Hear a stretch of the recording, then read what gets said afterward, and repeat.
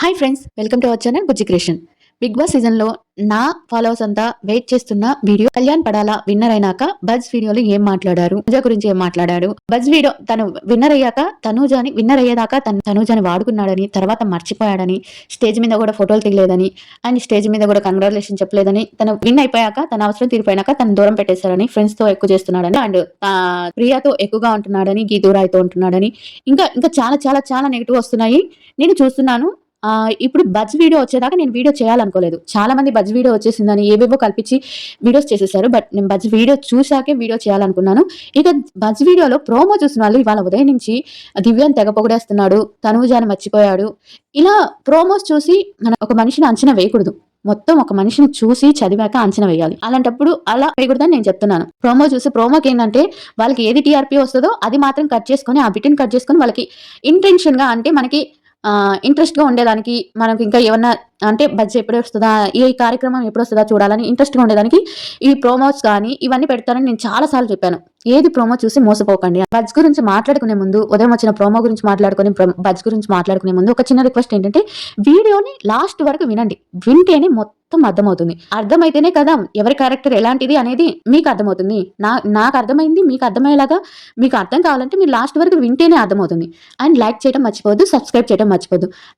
Video కింద నేను నా ఇన్స్టాగ్రామ్ లింక్ ఇస్తాను. ప్లీజ్ నా ఫాలోవర్స్ ఎవరైనా ఉంటే ఫాలో చేయండి. అక్కడ నేను కళ్యాణ్కి వీళ్ళకి వీడియోస్ చాలా అడుగుతున్నారు కదా మీరు, నేను అక్కడ పోస్ట్ చేస్తాను. నా దగ్గర చాలా వీడియోస్ ఉన్నాయి కళ్యాణ్ అండ్ తనుజావి, అక్కడ పోస్ట్ చేస్తాను. కానీ మీరు ఆ ఇన్స్టాగ్రామ్ లింక్ ఇస్తాను, అక్కడ ఫాలో అవ్వండి ప్లీజ్.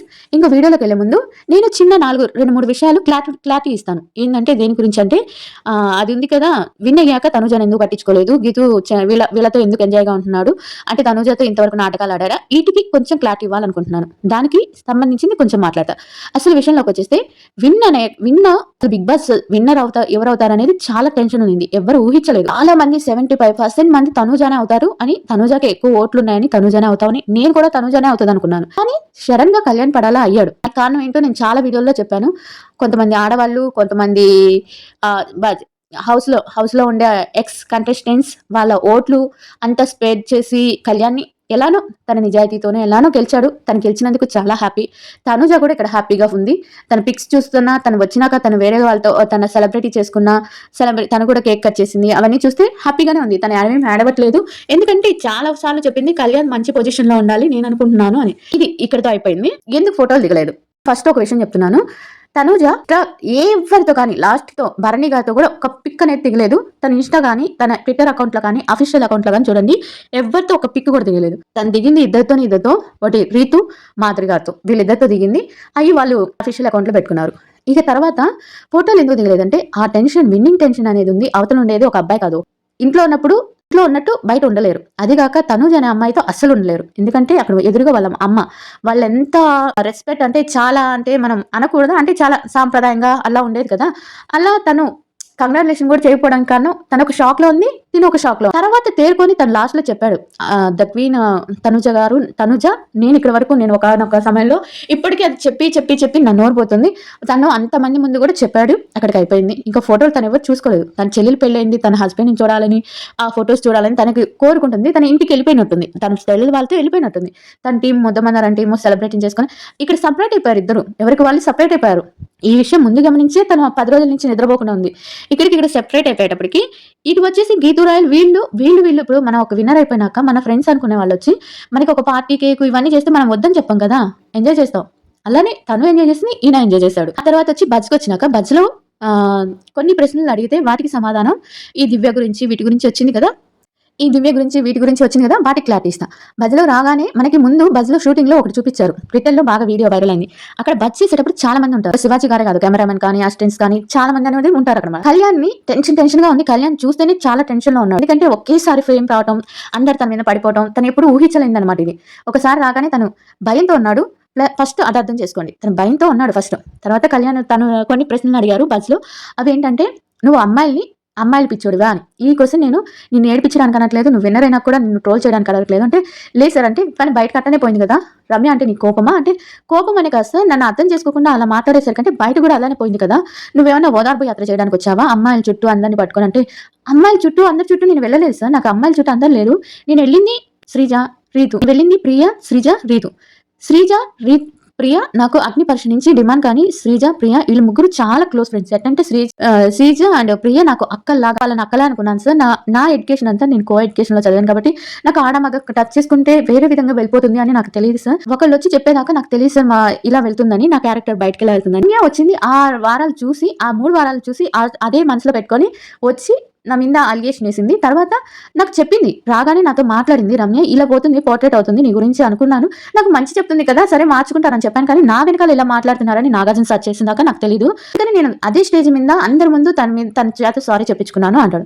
సరే అయితే ఇప్పుడు నువ్వు వాళ్ళిద్దరిని అక్క చెల్లెలాగా చూసావు అంటే రీతు నాకు టామ్ బాయ్ ఫ్రెండ్స్ అంతేను, ఇంకెవరు లేరంటే సరే ఇప్పుడు తనుజ విషయం కొద్దాం. తనుజకి నీకు అసలు బంధం ఏంటి? తనుజ కోసం నువ్వు నామినేషన్ లో కూడా వెళ్ళిపోవడానికి రెడీ అయిపోయావు, ఆ చేతులు పట్టుకొని అంతసేపు ఎలా ఉన్నావు అని క్వశ్చన్స్ మీద క్వశ్చన్స్ చేస్తాడు.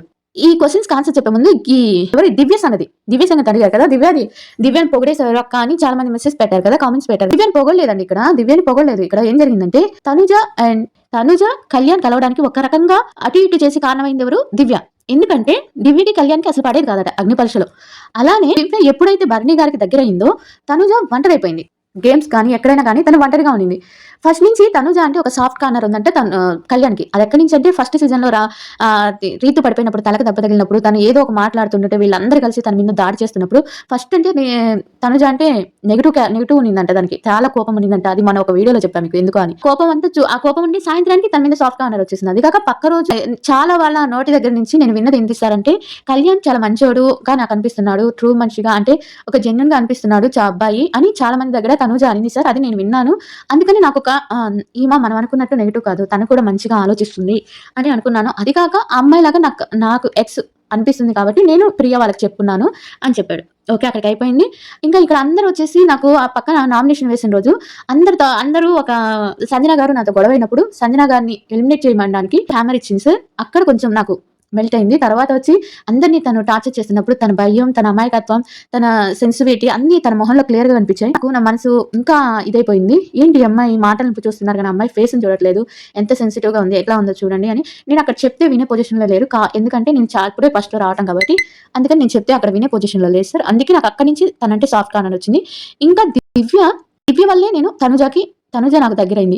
వాళ్ళ నాన్ని ఇది చేయడం వల్ల. తర్వాత ఇంకోటి ఏంటంటే గేమ్ లో అందరూ మా ఇద్దరికి అంటే నేను తనుజ గేమ్ ఆడుతున్నప్పుడు ముందు 2 గేమ్స్ ఓడిపోయాను. అందరూ గేమ్ బాగా ఆడట్లేదు అన్నారు కానీ దివ్య ఒకటే వరస్ట్ ప్లేయర్ సార్ అనింది. ఆ మాట నాకు గట్టిగా తగిలింది సార్. వరస్ట్ ప్లేయర్ అని అందరిలో కల్లా నేను వరస్ట్ ప్లేయర్ అనింది. మాట గట్టిగా తగిలి సాధించి తనుజ కూడా ఆ మాటను గట్టిగా తీసుకొని నాతో మాట్లాడి నువ్వు ఎలా అయినా గెలవాలి, ఎలా అయినా చేయాలి అని చెప్పినప్పుడు మేము ఆడి ఆ కెప్టెన్ బ్యాచ్ కూడా నేను ఆ అమ్మాయి వరస్ట్ ప్లేయర్ అన్నదందుకే ఆ అమ్మాయి చేత పెట్టించుకున్నాను. అక్కడ తనుజ కూడా ఫీల్ అయింది. అయినప్పుడు నేను తర్వాత చెప్పాను, తర్వాత శ్రీజ కూడా చెప్పింది. కానీ సార్ నాకు ఎవరి మీద గెలిచలేదు, కానీ ఒక రకంగా అంటే నెగిటివ్ పరంగా నన్ను పుష్ చేసింది కూడా దివ్య ఉంటుంది. ఇప్పుడు నేను థ్యాంక్స్ చెప్పుకోవాలి సార్ అని ఈ విషయంలో దివ్యని పొగడారు తప్పించి దివ్యనేమి తనుజ లాగా నా బెస్ట్ ఫ్రెండ్స్ అది ఇది అని చెప్పలేదు. సరే అని ఇంకా తనుజకి నీకున్న బంధం ఏంటి అని అమ్మాయి చూడడానికి నా లాగుంటుంది సార్. అయితే నీకేంటి ఎప్పుడు అమ్మాయి మీద అంటే కొంచెం భయపడతాడు. అక్కడ చెప్పడానికి తన ఫేస్ లో బాగా భయం వస్తుంది. బెస్ట్ ఫ్రెండ్ సార్ అని చెప్తాడు, తన బెస్ట్ ఫ్రెండ్ సార్ అని చెప్తాడు. అంతేనా అని అన్నాడు. అంతే సార్ బెస్ట్ ఫ్రెండ్ అని అంటాడు. అక్కడ అనేటప్పుడు మనకి తడబాటు అనేది మనకు కనిపిస్తుంటది. అయితే అంత బెస్ట్ ఫ్రెండ్ కోసం అందుకేనా 2 గంటల పాటు కూర్చున్నావు అంటే చేయబట్టుకుని కూర్చున్నాం, బాగా మేము జూమ్ చేసి మరీ చూసాము, మా ప్రేక్షకులు జూమ్ చేసి మరీ చూసారు దాన్ని అంటే. లేదు సార్, నాకు అమ్మాయికి అప్పుడు కళ్ళు తిరిగి పడిపోయింది, నేను చెయ్యి ఇలా ఇస్తుంటే అమ్మాయి నా చేతిలో చేపెట్టినప్పుడు చెయ్యి షివరింగ్ అవుతుంది, అందుకే నేను చెయ్యి పట్టుకున్నాను. అట్టా 6-7 సార్లు నేను తీసి షివరింగ్ అవుతుంటే మాధురి గారు రాలేదు, మాధురి గారు రాకుండా ఉంటే తను వదిలిపెట్టి వెళ్ళడానికి నా మనసు రాలేదు, అందుకని నేను అలానే కూర్చున్నాను తను చేపట్టుకొని. అంటే ప్రేమ లేదంటావా అంటే ఇంకా ఏం చెప్తాడు, అక్కడ అంతమంది ఉన్నాడు, అది కాక ఒక అమ్మాయి గురించి అడుగుతున్నారు, ఈ అమ్మాయి లేకపోతే నేను లేనని అందరి దగ్గర చెప్తున్నాడు. ఇక్కడ చెప్పడానికి కూడా అమ్మాయి నా బెస్ట్ ఫ్రెండ్ సార్ అని చెప్పాడు. తను నాకు హెల్ప్ చేసింది, అమ్మాయి నా బెస్ట్ ఫ్రెండ్ అని చెప్పాడు. అంతేగాని ఇక్కడ నెగిటివ్ గా దివ్యని ఏదో నెత్తి మీద పెట్టుకోలేదు అండ్ ఇక్కడ తనుజానేమి కించపరచలేదు. ఇంకోటి ఇంటర్వ్యూలో ఏం జరిగింది అనేది వేరే వీడియో పెడతాయి. ఇక్కడికి చాలా అంటే చాలా ఎక్కువైపోయింది.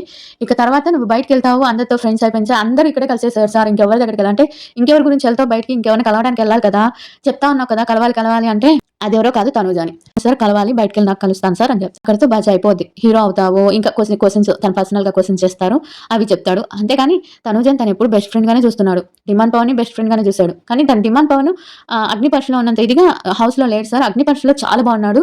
అదే నేను తనని ఫస్ట్ ప్లేస్ లో పెట్టాను అగ్ని పరీక్షలో, తను దాటుకొని నేను వెళ్ళాలనుకున్నాను. బట్ డిమాండ్ పవన్ అక్కడికి వచ్చినాక తగ్గిపోయారంటే సరేలే చెరుసగం పంచుకున్నారు కదా సెలబ్రిటీకి ఏమి ఇవ్వకుండా అంటే లేదు సార్, తను కూడా పేదవాడు కదా సార్, ఉన్నింది సార్ అని అంటాడు. ఇక్కడ నేను చెప్పొచ్చేది ఏంటంటే ఒక 10 రోజులైనా వెయిట్ చేయండి. వాళ్ళతో హ్యాపీగా ఉన్నాడు, వీళ్ళతో హ్యాపీగా ఉన్నాడంటే చాలా నెగెటివ్ ఇది. మనం గెలిచినా కూడా, మనం గూడా ఆనందంలో మన మంచి కోరేవాళ్ళు అంటే, మన మంచి కోరుతున్నట్టు ఉండే వాళ్ళ దగ్గరికి పోయి ఇప్పుడు తను ఫస్ట్ ఒకళ్ళకి ఇంటర్వ్యూ ఇస్తానని మాటిచ్చాడు. ఎక్కడ ఇంటర్వ్యూ ఇవ్వకుండా బస్ తర్వాత అక్కడ వాళ్ళకి ఆయనకే ఇంటర్వ్యూ ఇచ్చాడు. అంటే మాట మీద నిలబడే వ్యక్తి. కొంచెం టైం ఇవ్వండి ఎవరికైనా.